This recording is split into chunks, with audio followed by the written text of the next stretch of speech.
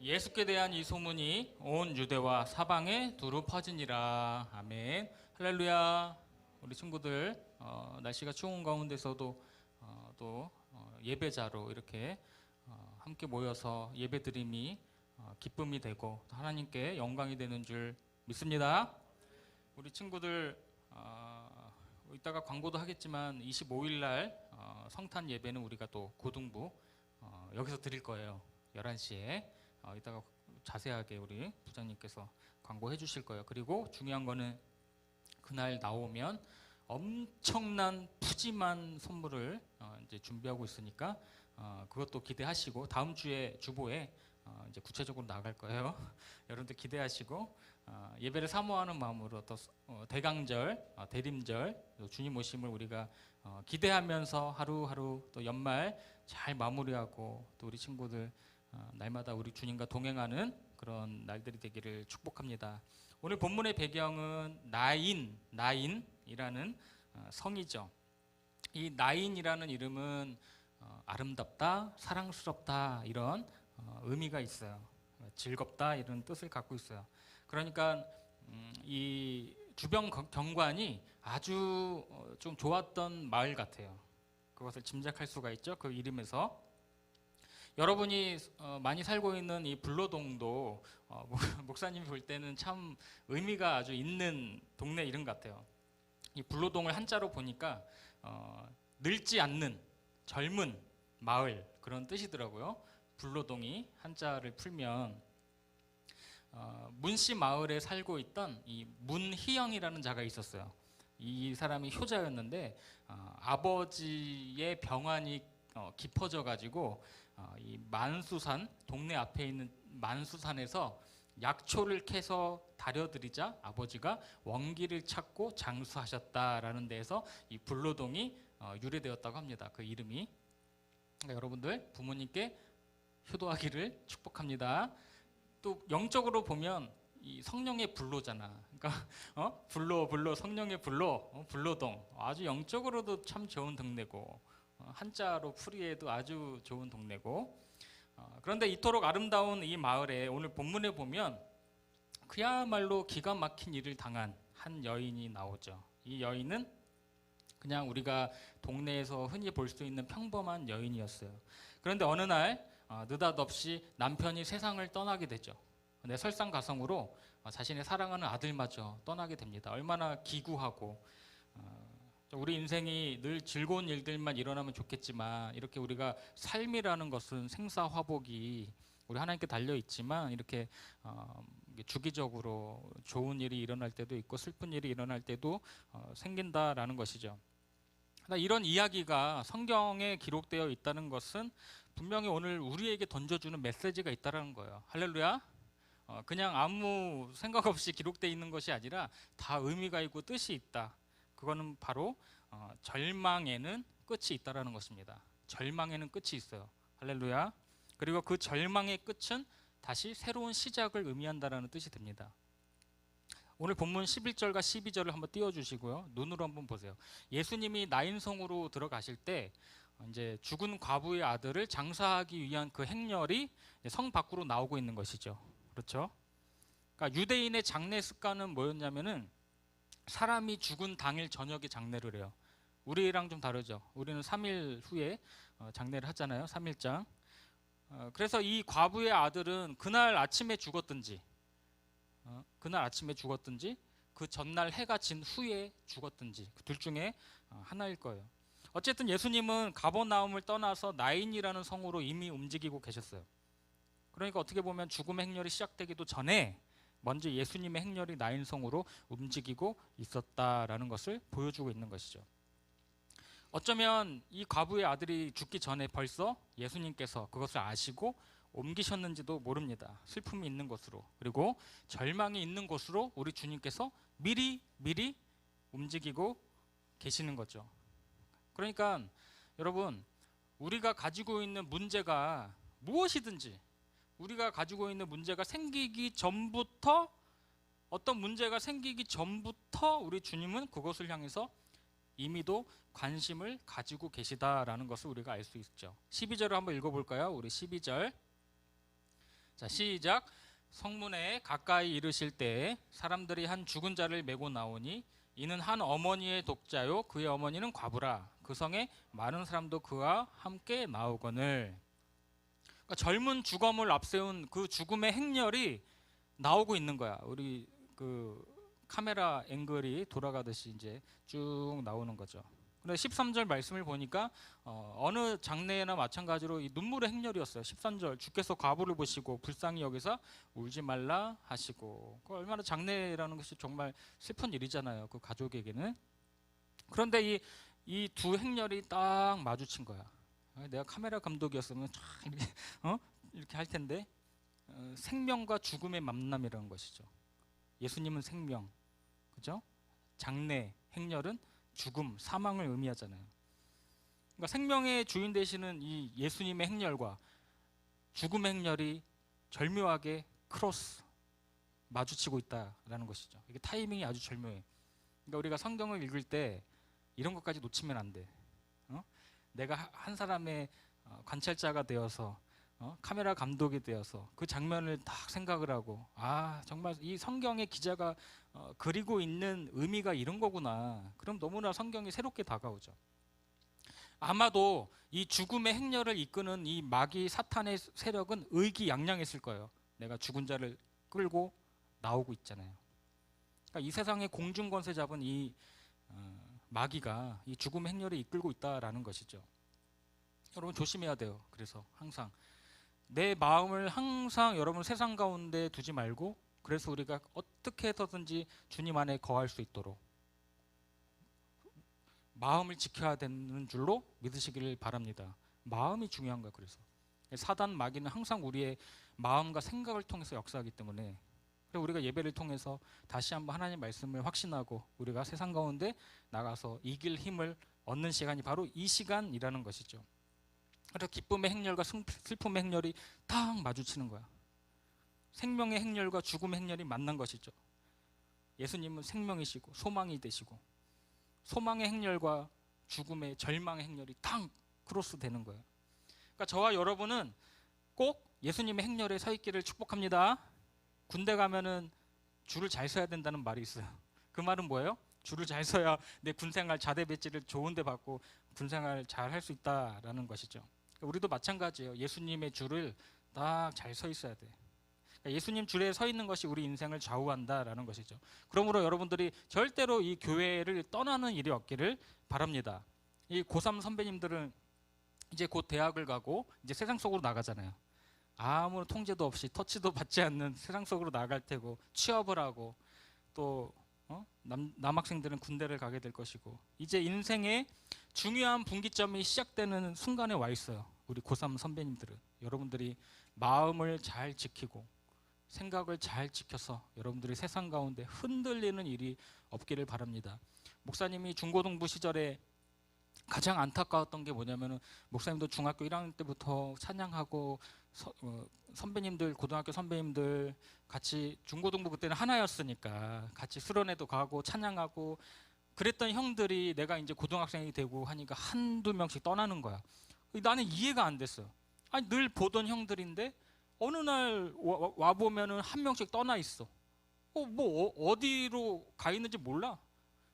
행방불명돼 있고 교회를 안 나와. 그렇게 교회를 등지는 거죠. 지금 보니까 그때 일시적인 어떤 그런 것 때문에 왔을 수도 있는 거야. 그러니까 구원의 확신이 없는 거지. 예수님을 만나고 구원의 확신이 있으면 교회를 떠나는 일이 없을 거예요. 그렇죠? 근데 그게 아니니까 한두 명씩 떠나더라고. 그게 너무 안타깝더라고. 우리가 생명 되신 주님을 만날 때, 그 길에 서 있을 때 우리 인생의 참된 의미와 가치를 발견하게 될 줄로 믿습니다. 자, 14절 띄워주세요. 14절 말씀을 우리 함께 읽어보도록 하겠습니다. 시작. 가까이 가서 그 관에 손을 대시니 맨 자들이 섰는지라. 예수께서 이르시되 청년아 내가 내게 말하노니 일어나라 하시매. 우리 예수님이 그냥 지나칠 법도 하잖아요. 그냥 흔한 장례 행렬이니까. 그런데 가까이 가서 멈춰 서십니다. 멈춰 서서 관에 손을 대시는 것으로 보아서 우리 주님은 분명히 이 가정을 향한 의도와 목적을 가지고 나인성으로 오셨음이 틀림이 없는 것이죠. 가까이 가서 그 관에 손을 대시니, 손을 대었다. 밑줄 쫙 맨자들이 서는지라 그 간에 손을 대셨다. 뭐예요? 예수님의 터치죠. 예수님의 터치. 할렐루야. 그러니까 예수님이 우리를 터치하시면 회복이 되는 거예요. 할렐루야. 그러니까 예수님이 오시면 죽음의 권세는 물러간다라는 것이죠. 그러니까 예수님의 터치는 바로 생명의 터치인 거예요. 우리 성경에 보면은 복음서에 보면 12해를 혈루증으로 앓던 여인의 이야기가 나오죠. 많은 의사를 찾아갔어요. 성경에는 이렇게 표현해. 많은 의사에게 괴로움을 받았대요. 얼마나 많은 의사들이 괴롭혔는지, 여기도 안 낫고 저기도 안 낫고 가진 것도 다 허비하였고 어느 약을 써도 효험도 없는 더 병세는 중해진 그 여인의 이야기가 있습니다. 이 여인은 예수의 소문을 듣고 무리 가운데로 끼어 들어와서 주님의 옷자락에 손을 탁 대는 것이죠. 마가복음 5장 30절 보세요. 마가복음 5장 30절. 예수께서 그 능력이 자기에게서 나간 줄을 곧 스스로 아시고 무리 가운데서 돌이켜 말씀하시되 누가 내 옷에 손을 대었느냐 하시니. 34절. 예수께서 이르시되 딸아 내 믿음이 너를 구원하였으니 평안히 가라 내 병에서 놓여 건강할지어다. 아멘. 간절한 믿음으로 주님께 가까이 나아갈 때 내 힘으로는 도저히 해결될 수 없는 불가능한 삶의 모든 문제들이 그 순간에 해결이 된다라는 것이죠. 그래서 우리가 믿는 주님은, 여러분, 우리가 믿는 주님은 그 어떠한 문제라도 죽음의 문제까지도 정복하신 분이라는 사실을 저와 여러분이 꼭 깨닫기를 바랍니다. 우리의 대장 되시는 주님이 여러분 죽음을 정복하셨어요. 너무나 놀라운 사실이에요.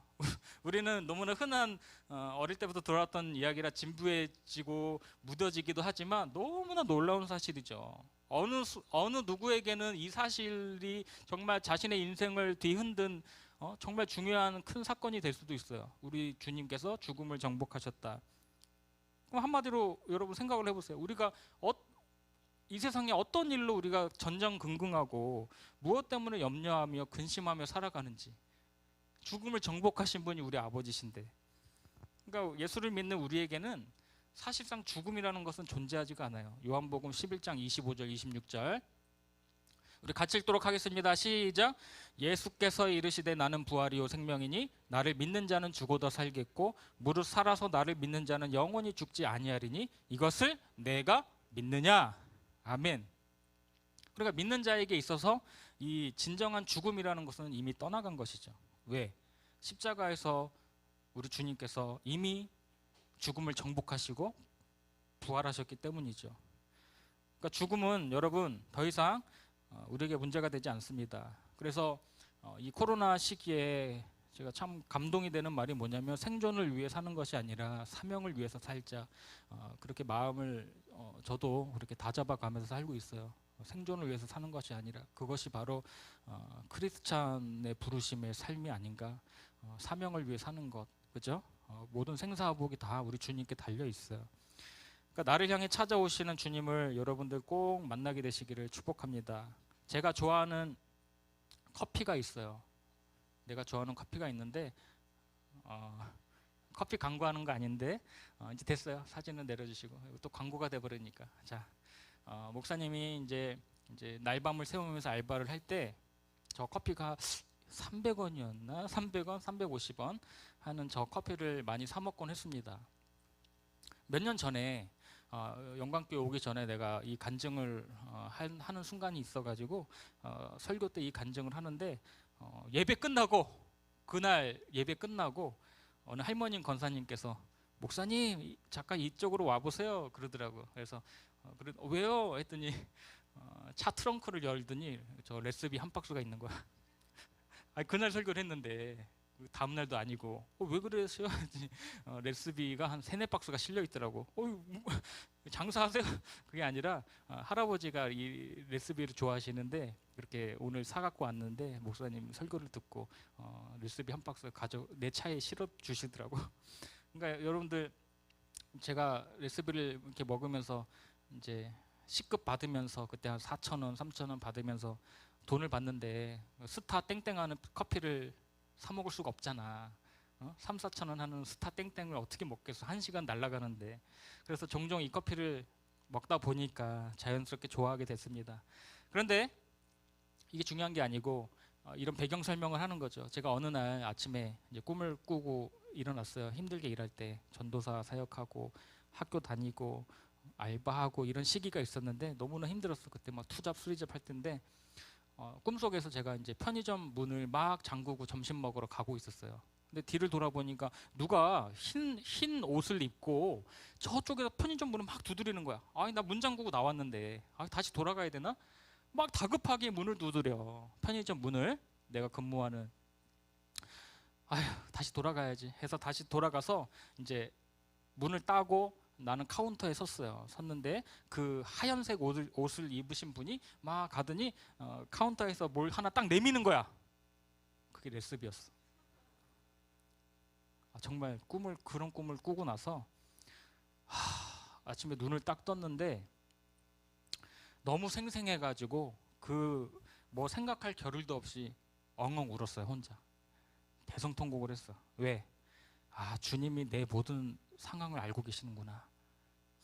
돈이 없어서 저 비싼 커피도 못 먹는 저 아주 저렴한 커피를 사 먹으면서 그런 모습도 아시고 이렇게 힘들게 살아가는 모습을 아시는구나. 야, 그게 딱 깨달아지니까 그냥 우는 거야. 막 엉엉 울어서 눈이 막 빨개져가지고 우리 와이프가 오더니 왜 우냐고 그러더니 막 눈이 빨개졌어. 내 작은 신음조차 우리 주님은 들으시는구나. 얼마나 위로가 되고 힘이 되었는지 몰라요. 남들은 모르지만 우리 주님만은 내 편이 되시는구나. 내 마음을 헤아려 주시는구나. 남편도 자식도 잃은 이 여인의 마음을 누가 위로해 줄 수 있겠어요. 그러나 우리 주님만은 위로해 주실 수 있다라는 것이죠. 여러분 오늘 핵심 포인트는 이거예요. 위로가 어디서부터 오는가. 고린도후서 1장 3절에서 4절.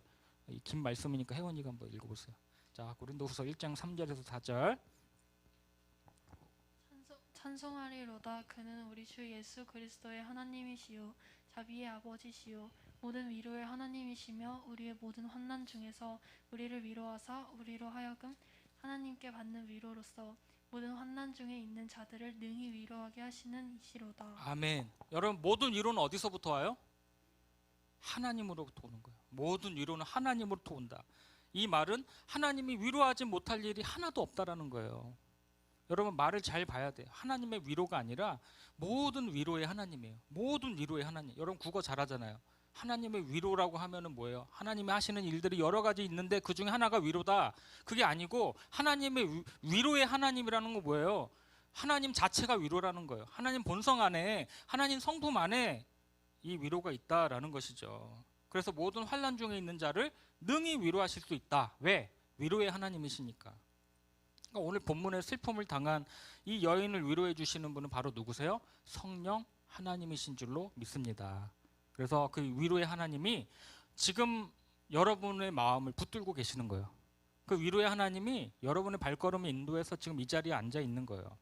그러니까 오늘날 코로나 시대를 살아가는 우리들에게는 정말 이 위로의 하나님이 필요한 거죠. 이 위로의 하나님을 증거해야 돼요. 여러분이 집에서, 가정에서, 같은 말이구나. 집에서, 학교에서, 학원에서 만나는 친구들에게 이 위로의 하나님을 증거해야 돼. 그리고 수능 끝나고 지금 고3들이 많이 와 있는데 이제 대학 진학이나 취업 준비를 하고 있는 친구들에게 이 위로의 하나님이 절대적으로 필요합니다. 왜 그럴까? 목사님 생각을 해봤어. 사람이 언제 가장 공허하죠? 사람이 언제 가장 공허하고 허무함을 느낄까? 목표를 이루고 난 뒤야. 목표, 결과를 떠나서 목표를 이루고 난 뒤가 가장 공허해. 그 공허함을 누가 틈타요? 사단 마귀가 틈탈 수도 있어요. 연예인들이 왜 그렇게 극단적인 자살 이런 행동들을 할까? 여러분 가진 거 다 가지고 인기도 다 누렸는데 왜 그렇게 죽고 그런 일들이 왜 종종 뉴스에 나오죠? 그 다음 목표가 없기 때문에 그래요. 인기 최정상을 누리고 있다가 그 다음 목표를 상실해버렸기 때문에 그렇습니다. 그러니까 여러분들 고3 선배님들 특히 방황하지 말고 이 시기에 더욱 예수님께 나아갈 수 있기를 축복합니다. 하나님께서 오늘 우리를 위로해 주시고 우리의 상한 마음을 어루만져 주실 때 놀라운 치유와 회복이 일어난 줄로 믿습니다. 우리 마지막으로 7장 16절 같이 한번 읽도록 하겠습니다. 자, 누가복음 7장 16절 시작. 모든 사람이 두려워하며 하나님께 영광을 돌려 이르되 큰 선지자가 우리 가운데 일어나셨다 하고 또 하나님께서 자기 백성을 돌보셨다 하더라. 아멘. 자, 우리 하나님은 위로의 영으로서 어제도 오늘도 지금도 내일도 앞으로도 영원히 누구를 돌보아 주세요? 자기 백성을 돌보시는 하나님이십니다. 그 믿음이 있기를 축복합니다. 여러분은 결코 혼자가 아니에요. 결코 혼자가 아니에요. 마지막으로 이 분당 우리 교회 제가 뭐 자주 인용을 하는데 이 이찬수 목사님의 일화를 소개하고 마치도록 하겠습니다. 왜냐하면 목사님이 어릴 때는 뭐 사랑의 교회, 뭐 명성교회 이런 교회 목사님들 설교를 많이 듣고 책을 많이 봤는데 지금 시대의 코드는 우리 크리스찬들의 시대의 어떤 정신을 끌고 가시는 영향력 있는 목사님의 설교나 책들을 목사님이 많이 보고 있기 때문에 거기서 감명받은 예화들을 많이 소개하고 있어요. 이분이 2002년 5월 8일 날 개척을 해요. 그러니까 작년 목회 경험이 없었어요. 그죠? 사랑의 교회에서 중고등부만 10년을 하셨어요. 10년을 하시고 중고등부 사역만 했기 때문에 어떤 두려움이 있었냐면 작년 설교를 하면 망신당할 것 같은 그런 두려움이 찾아왔어요. 그래서 교회 설교 못한다, 설교의 깊이가 없다 이런 얘기 들을까 봐 쫓겨날 것 같다 이런 생각이 들었다고 해요. 이 목사님이 이렇게 말씀합니다. 나는 그 말이 이해할 수 없으면서도 너무 두려웠다. 그런데 하나님께서 나에게 언제는 너가 잘났기 때문에 내가 너를 그렇게 격려하였느냐라고 하나님이 물으셨다.